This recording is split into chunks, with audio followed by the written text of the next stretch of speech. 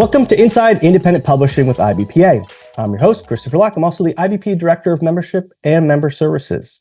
All right, so Ambika, Sambasivan, and Suhani Parikh each had their own successful independent publishing company, Yali Books, and modern Marigold Books. But when they met in 2022, they realized that their companies had similar missions and that they could be even more successful if they combined their businesses. Ambika and Suhani are with us today to share details about the challenges and positive experiences that they ran into during the process of merging. They'll discuss the legal issues that they had to decide, how they would update their distribution systems, how they would combine their different backend systems, so much more. Welcome, Ambika and Suhani. Thank you, Christopher. It's really great to be here today. Yeah. Okay. So I wanted to start by the whole, let's go back to the beginning of time. Well, you all obviously had individual companies. So I wanted to start with telling us about those individual companies before you all merged. So Ambika, can you tell us what was the mission of your original publishing company, the types of books you published, and then how long you had been in business? So I started Yali Books way back in 2014 when we published our first book. It was kind of a mother-daughter project. My mother writes for children and I illustrate. I'm not a professional. It was just an amateur illustration work that I was doing. It was a way for us to connect because I had moved to the United States and she was still in India, and it was a way for us to connect and do something together. It began from there, and these were the early days of print-on-demand technology. I was figuring out how I could use CreateSpace at that time. And this is, it just grew from there. We enjoyed the process so much. We said we should open up the platform to other authors, and the press just kept growing.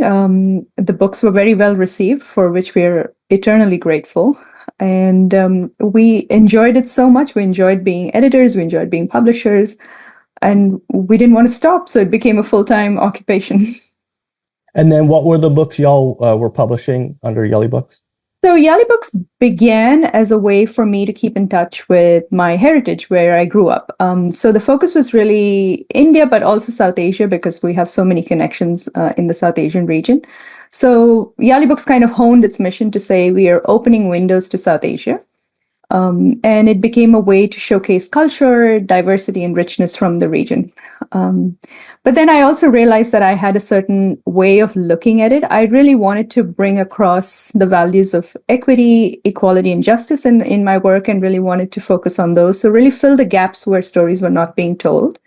And that's how the imprint evolved. I can tell you, you won everyone over when you said you started by doing working with your mom. Everyone's like, oh, so sweet. Okay, so Suhani, I'm interested in same for you. What was the mission of your original publishing company, the types of books, and then how long you were in business? Yeah, so I started Modern Marigold Books in 2019. I was a stay-at-home mom at the time, for the first time being home and not working. I had twin girls who were just under 2 years old. And I think I was sort of really looking to see what I could do, with life now that I had in my new role as mom. And one of the things that I was reading a lot to my kids. So I grew up being an avid reader, and that was something I really wanted to instill in them at a really young age. And as I was reading books for them and seeing what was out there, I just didn't see some of the experiences that I personally grew up with. And some of that includes, my South Asian heritage. I grew up with alopecia, and so I didn't see that experience reflected anywhere.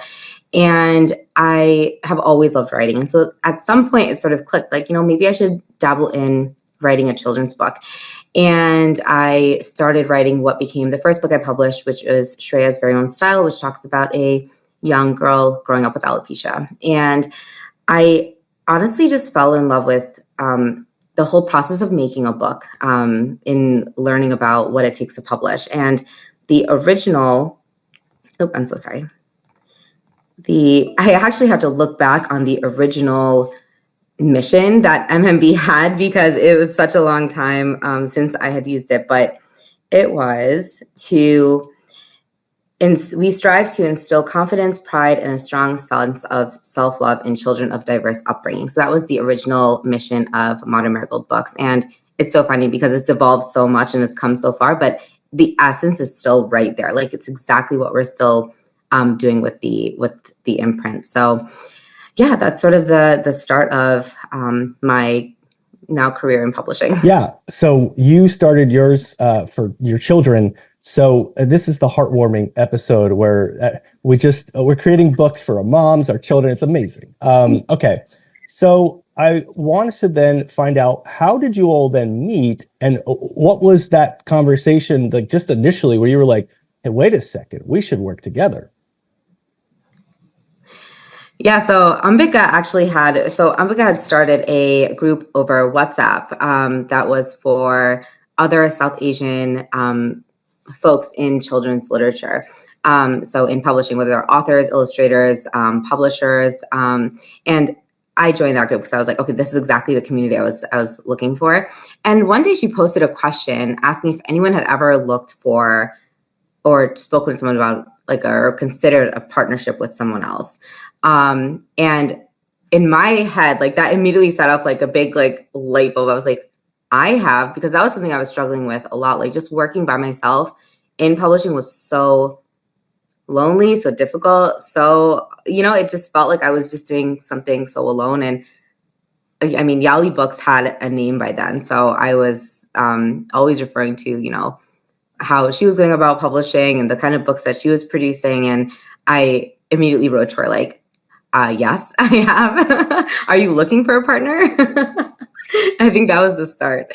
I think I can say the same. It was so lonely, and I had to figure out so many things on my own. And I had no one to share the frustrations or even the wins. Like, hey, I did this today, and the smallest of wins would go unnoticed. And then I also had so many things that I had learned that I realized that other people were doing, like reinventing the wheel. So I was like, maybe you should do it this way because this is what I found. And which was the reason why I started the group, because I knew all these people kind of informally on social media. And I thought, hey, maybe we can get together and share what we've learned together. And then when Suhani reached out, I was like, I can't believe it. Someone is looking to form a partnership after founding a company. That is rare. And then just took off from there. Yeah. Well, there are a lot of steps to the whole combination of your companies. And I do want to walk through each one. I thought we could start by talking about the different ways that you could have combined. And then, so like a merger, a sale, acquisition, those, explaining like what those are, and if there's something I didn't list, and then what made you go, okay, but this is the one we are going to choose. And I think that was hard because we looked everywhere to find the information that would be relevant to our business, the size of our business, the sector we were in, and we didn't find anything because a lot of it was tailored towards startups in the tech sector. There is information out there, but we're not there, and it didn't really make sense for what we were trying to do. So we knew the terms. We knew that an acquisition is where the parent company buys the smaller companies. We knew that a merger would be where the smaller companies kind of just, they merge their assets into the larger company. We kind of knew what these terms meant. We didn't know which path to take. And that was extremely confusing for us. We reached out to a few lawyers. They were willing to go down the path we picked. And we were like, no, we need your help to pick the path out for us. And when we finally did connect with the right attorney, he explained everything beautifully to us. I mean, he laid it out and he was like, these are the different things you should be considering. This is what it involves. And everything became much clearer to us after that.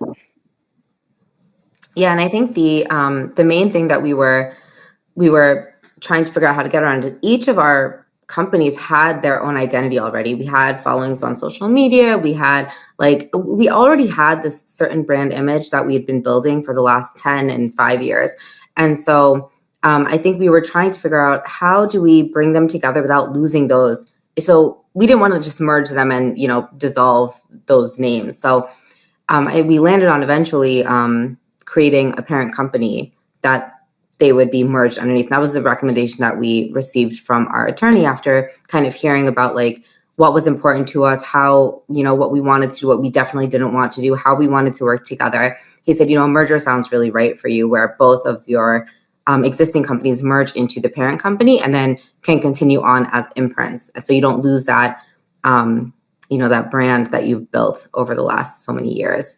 And then how does that work in terms of that concept of you've got this parent company and then you have your imprints, but now you have both of you who are working together. Like, who runs, I guess, do you run everything all together, or do you run the main company together and then the other two separately? How does that work? The individual companies don't exist anymore. They're kind of brands now. So as an entity, they don't exist. So we don't run three different companies, and that would be extremely tedious on the back end. So the parent company is really the only business entity now. We have given ourselves the titles of co-publishers. So we essentially do all the major decision-making processes together. So whether that's acquisition all the way down to sales and marketing. We do have certain skill sets. So if we want to touch upon that, we do things slightly differently. We have certain skill sets that we bring into the business. And in those areas, we kind of trust each other. Okay, you just tell me what you're going to do and you run with it. And we don't go into real tactical details in those. And that's kind of how we've split the business. But major decision making, we're also co-signatories on agreements and contracts. So all of that we do together. But other than that, we kind of trust each other to run certain parts of the business. Yeah, I think we both are very, we want to be involved and we want to learn about all the aspects. Where it's like in such a growth phase at this point. So where there's still so much for us to individually just learn about all the aspects of publishing. So we want to, gain that knowledge base across the board and be the strongest we can be for one another. So yeah, as of right now, we're doing everything together, and we're leaning a lot on each other for the things that we're strong at. So it's been really wonderful navigating that, actually. Sure. Yeah. Well, like you were saying in the beginning, that the loneliness aspect of, I'm an author, publisher, and, same thing when you're writing, it's lonely. Then when you're publishing and you're like, can I just talk to other humans? So I do love that aspect. And by the way, the fact that there was barely any information out there, it sounds like there's a book that you all should write yourselves and publish about how to combine a company. Seems like there's a hole in the market. Okay. So I want to talk about then each step of it. So for example, when you first started, you all said, if you were to meet, right, and say, let's start a company together, it would be very different from the idea of having these two separate companies and bringing them together. So when you first started, what were those initial things that you had to decide, like your new mission, or like what were when you were very first starting out, you were like, where do we begin? I think initially it just started out with us making sure that we were on the same page with each other. With Ambika and I, communication is really important to us, individually, and also just, it's like a personal, it's personally very important for us to communicate with people. And so we honestly just started with why are you doing this, and where do you see it going, and what is totally off the table for you, and what are you open to? And we realized very early on that our values and our goals on a very high level aligned perfectly with each other. We were both doing it. We got into it for different reasons, but we were doing it with the same purpose and with the same intention in mind. And so that sort of made it very, very easy to say, okay, yeah, we can bring ourselves together and continue doing the same, working towards the same end goal. And then aside from that, we also were in very similar positions in our personal lives and the way that we looked at our company too. So we were both not working an outside job. We were both, primary caregiver to our kids at home. And we both prioritized building this company over, seeking outside work. And so I think when those things also lined up and we were we really felt like we were in sync with one another and where we were moving. I think that's another very important decision point for us as to why the merger made sense, is that this was our primary job and we were going to be involved in it full time. I think that's an important thing to consider if a company is considering whether a sale is better than a merger. And that was one of the key considerations. But in terms of the steps, we had to establish the parent company first. Then we had to we did all the paperwork required for the merger, and then we filed with the state. And then once that was complete, we had to notify all the distribution partners, re-sign the contracts. We had to renegotiate all our author contracts, bring them under one company. And then we had to set up a new website, which was critical. And all of those steps kind of followed. Each one is a huge project, and took up a lot of our time this year. I can only imagine. So yeah, you mentioned filing with the state. I guess, do you all live in the same state then? We do. Okay, that probably made it a little easier. So Honey actually moved. That was actually a very, very interesting turning point for us too. So we were talking about this potential partnership for, gosh, I don't know, like a couple months at this point. And I had recently had my son. And so he was like a few months old. And I was separately having a conversation with my husband about, we were in Charlotte at the time. And we moved down there right before the pandemic hit. We got stuck down there during the pandemic. And this was like just as like things were starting to sort of normalize again. And so I told him, I said, I'd really love to be like move back home near my family, because my brothers, my parents are all in the same place. They're all in upstate New York. And coincidentally, Ambika was in upstate New York as well. So we had the chance to meet like before even this, when I had come visit my family. And I was like, it's so crazy that you're just like 20 minutes away from where I grew up. And I used to, come to Clifton Park all the time. I used to work in Clifton Park. And so that always sort of lived in the back of my mind. And in my personal life, I just really wanted to move home again. I was missing home so much, missing being around my family. And so we made the decision at the end of that summer to move back. And I told Ambika, I was like, this is like our chance to like literally build this company in one place instead of doing everything virtually. Like, how cool would that be? And lo and behold, it just ended up taking that route. It's just incredible how it all kind of worked out. Yeah, that sounds like fate. That's amazing. Very much. Because I wonder how complicated it would be to have to set up a company in two different states and then file it. And well, that's very cool. So I did want to ask also then about the name. Obviously you had two separate company names, but now you've changed. You have the parent company. How did you decide on this particular name? I think that's a very interesting question. Suhani suggested it, so she should start. Oh, well, I think so. We have been talking about different names and how we could, what we could call the parent company. And we're going through a number of options. And one day it kind of struck me, I was looking at different publishers out there and I'm like, why are we doing this? We're doing this to really actively bring about the change that we want to see in children's literature. And we're also doing this with the intention of showcasing like people and communities that are just not there in a very nuanced way, not surface level only with like, holidays and so on. So we really want to get into the nitty-gritty nuances of communities. And why not use our last names, the names that we're so proud of, that really speak to our heritage, that speak to our, our roots, our whole, connection with our own community. And why not bring those front and center and, build a company around those names? I just felt that it was so representative of everything that we were working towards in publishing. And when I pitched it to Ambika, you can take over. I was initially nervous. I mean, I love the idea. I was really taken in by the idea because it's so important to both of us where we come from, and our origins is paramount, and that's why we publish. We want our children to be proud of who they are. But I was hesitant. I was like, we both have names that are not easily recognizable, not easily pronounceable. And will it become a barrier? Will it be something that people trip up on, and then it becomes something that, they don't remember who we are, they don't remember our name? So we kind of tested out on family. We were like friends and family, like, what do you guys think? Should we name it after ourselves? They were like, who would be able to pronounce this name? So we got a lot of pushback. We were like, no, they were like, no, this is too complex. That kind of solidified it for us. We're like, if you, as our family, the people who share our last names are so nervous, we should do this. This is what we want to do. And we can teach people to pronounce. It's not that hard. I love that. Yeah, I told them, if people can learn our names, like, they'll be able to say our company name. Like, it's that simple. Like, they'll get it. Yeah. Soon it'll be like, we aspire to hopefully be a household name like some of the other larger publishers are down the line, and people will just know who we are.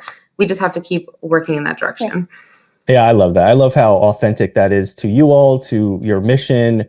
At IBPA, we do talk a lot about that concept of like everything comes back to your mission, the name, the books you put, like all of that. And so I really love that.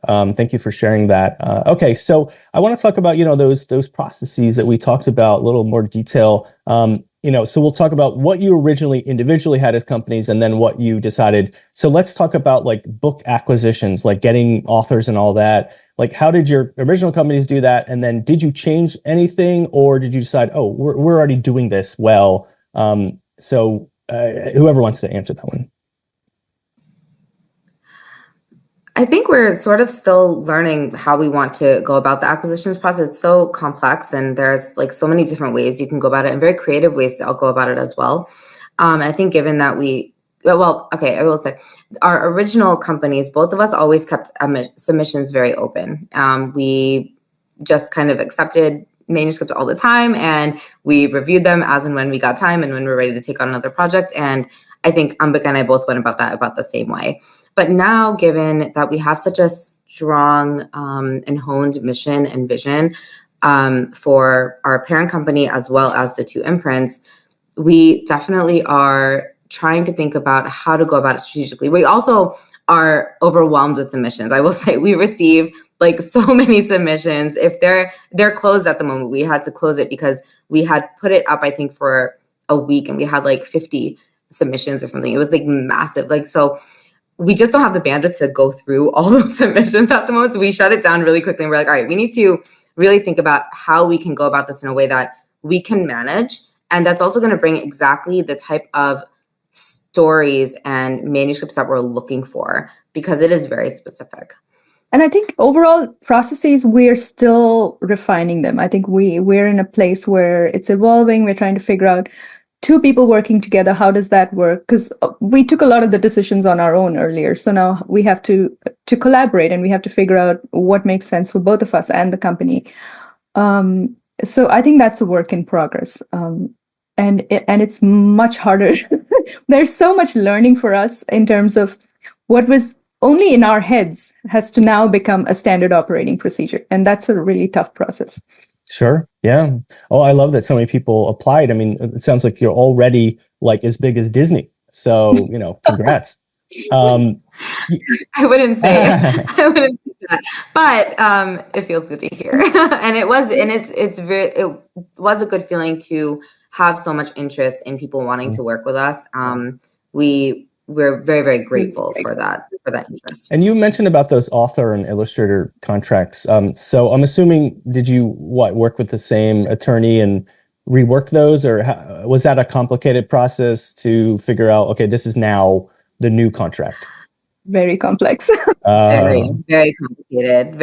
And I would have to give a shout out to IBPA for having a template available that I had used initially to sign my first author under MMB, that I used for like up until we merged. And so thank you for that.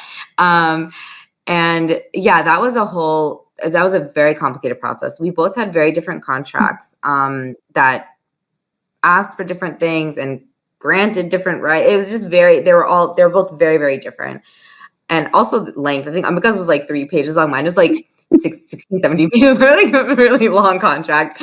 But our new contract is also very like lengthy and long, and it covers us across the board. So I think what we first did was went through and created something that we thought was what we needed, and then we shared that with our attorney, and then he sort of sent us back like, okay, like these are the changes and these are how you want to say this, like these different clauses. And so we sort of landed on a finalized contract that we were very happy with.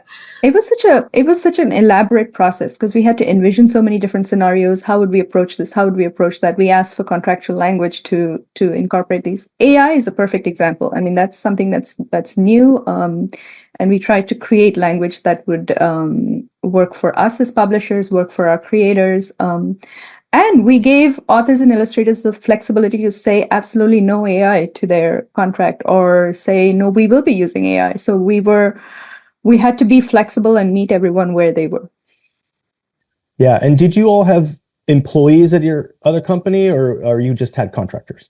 We always work with contractors. Okay. And then how was that in terms of, do you still work with the same people, or how does that work?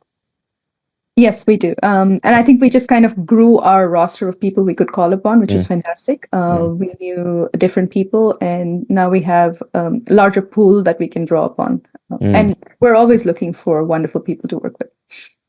Sure. What about the back-end systems? You know, I imagine you might have had some like royalty tracking, metadata, bookkeeping, like different, all of these different like, you know, software that you might have used. And then you're like, okay, well, which is the best? And then how do you, was that a complicated process too? It's still a work in progress. It was extremely complex. And I think for me, 2020 was my year of systems. So I started putting in standard systems for all the data that I had, all the tasks that I had to manage. And I actually took some time off from publishing. I was like, no, I'm just going to build out databases. I'm going to manage all the data that I have. And we kind of use that as a basis for what we're building now. But we've also hit a point where they're not enough anymore, because they were kind of systems that I hacked together using whatever free software was available. And we've reached a point where we're like, oh, but it's not really working, and it's too time consuming at this point. And we're really small catalog. It's not even that we have a huge catalog, but even at this point, we're realizing that the systems have to be better. They have to help us do more. Yeah, I think we came together at a very interesting time because Ambika had just spent like so much time in getting a lot of systems in place. And I was in a very early stage of publishing where I didn't really quite need those systems yet. I also had taken a different path to distribution and, you know, other like working with creatives, like where I didn't need that level of system yet. So I hadn't reached that point. So I feel like in a lot of ways, when I started working with Ambika, I sort of fast forwarded my growth like 5 years because now I wasn't just managing like my like small catalog of 6 books with just like 3 authors that I had worked with, but it was like we have a list of like 20 plus books. And so it's like, okay, this is how I need to manage this. And this is how we need to, and this is how it's more complex because we're going about distribution differently. And so there's been a tremendous amount of learning involved. And I will say, Ambika is also a lot more organized than I am. And so that's been great too, having her kind of like help me see how we can get our data more organized now that we have much more of it. Sure. Go ahead. Really good example is metadata. For example, we even with 20 plus books, will be 25 next year, but even with this really small catalog, metadata was so unwieldy. We had so many pieces of information that needed to be updated in so many different ways. So this year we actually found a simple solution to manage Onyx feeds for us, because we were at a point where we wanted to cry. This is just too much work to update every different system and to manage all the little pieces in a way that made sense. So that's a perfect example. Well, and what was that solution, or is that secret? You're not telling anyone? No, it's Onyx. It was the most financially sustainable solution we could find. It's Onyx Edit, and they're a cloud-based system. We put all our data, we pulled it from the database that we had internally, and we made it Onyx ready, and we put it into that database. Okay. And then are there any other software that, you know, royalty tracking, bookkeeping, anything else that you use you might recommend to people? So shout out, I think Notion. Yeah, shout out to Notion has been major. We should probably lead with Notion because we use that the most. So Notion is great because we were able to replace our using Google Drive for everything. And everything sort of now lives in one place. It's a lot easier to keep track of like manuscripts or any like thing that's in progress, where different projects are at different stages. We can see like a whole snapshot of like everything going on and all the various projects that we're working on in one place. And so it's been a tremendous. Ambika started using Notion a little before we came together. And then the second I was introduced to it, I got used to it. And I was like, this is amazing. This is like, we don't need anything other than this to store everything. So Notion has been great. And a really nice outcome of Notion is that we have taken our creators off email for every little update and change and brought them over to Notion, where we just quickly chat or comment within that file, and we can get it sorted out instead of emailing back and forth, which was driving us insane. And Notion, Notion? Correct. Okay, cool. Okay, so distribution sounds like that was complicated because you distribute books differently. So how did you distribute originally, and then what are you doing now? So I never had traditional distribution. I was primarily using print on demand, and then I had wholesale contracts with different vendors. Follett School Solutions, for example, I was a wholesale vendor. I had to manage different systems, and then I had to bring them all together. So I would collate all the sales and the royalty coming in from different places. So I was kind of used to doing it DIY. Suhani, on the other hand, had traditional distribution, so she can speak to that. Yeah, I worked with IPG for distribution. And so I had started working with them right before I published my first author's book as a traditional publisher. And they were great to work with. I saw a lot of growth right away, a lot of sales that started coming in right away through, working with their different programs and working through them. And so it was great. And also it made for like royalty payments really easy because they would give me, I could see all my sales in one place and then just see what was coming in through my website separately. So it was all very easy and very accessible. But I think at a certain point, when we started talking and like really discussing distribution and like the pros and cons and kind of weighing the various options, I think we felt that we wanted a different type of growth, and we wanted a growth that was we wanted more autonomy. We wanted to be able to,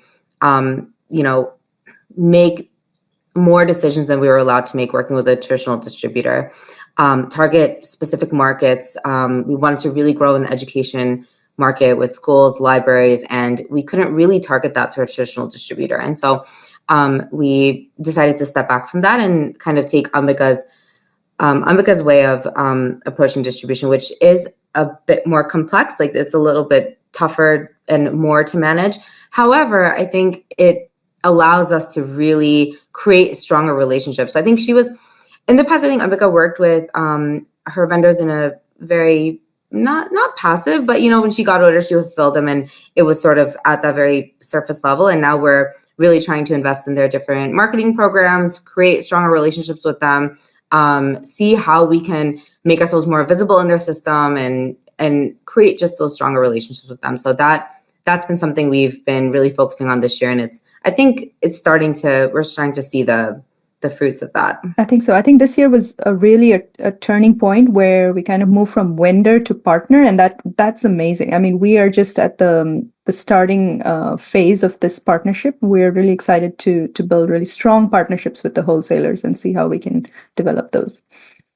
Yeah, something I love about that is that a lot of our members, they want to get traditional distribution. That's like the ultimate goal. And what I find helpful is, learning from people like you all who, what if you had it and you all decide, oh, that's not for us. So I think it gives hope to people. There are other ways to do it. That's not the only way to get your books into all these different places. And it hopefully gives them hope because it can be quite difficult to land traditional distribution. Correct. And I think we concur in the sense that is not the only model out there. There are so many different ways of being successful in this business. And we appreciate when we see examples like Microcosm or Lee and Low who have done it on their own. And that is very inspiring to us. Yeah. And I think it all comes down to who you're targeting, like who is your audience? Like when you have a clear picture of who that is, like for us, that was really cleared up, I think, this year. Is we said, we want to target teachers, we want to target schools, we want to target libraries, and we're not too worried about outside of that, though it would be great. We would love to see growth in the consumer market or with bookstores or, other retail outlets, but we really want to focus on these institutional sales. I think that helped clarify a lot for us in terms of, okay, how can we go about distribution? Like what options do we really have and where do we need to focus? Like, do we need to focus on certain avenues? Can we just focus on XYZ avenues? So that's been really helpful. Mm-hmm. Well, clearly things are going really well. I do not want to cause a rift. Everything's going great. I'm just interested.